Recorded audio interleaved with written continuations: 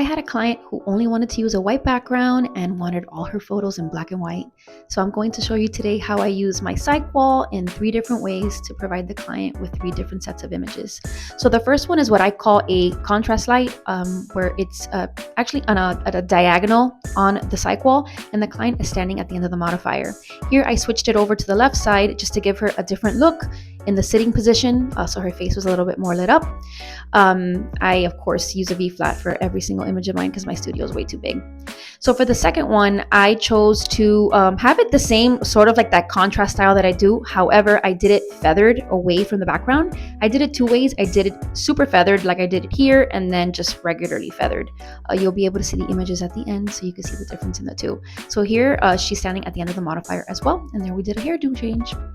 Here for the third look, I did a direct light through my scrim. The scrim just makes it seem as a giant modifier. You could also do this with sheer curtains. Of course, I need my V-flat. Let's take a look at the top so you can see what it looks like. So here's my contrast light. These are my light power settings and camera settings. That's uniformly the same for everything, as you could see here.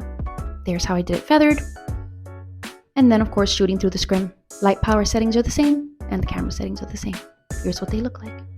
The Black Friday sale is still going on until midnight tonight.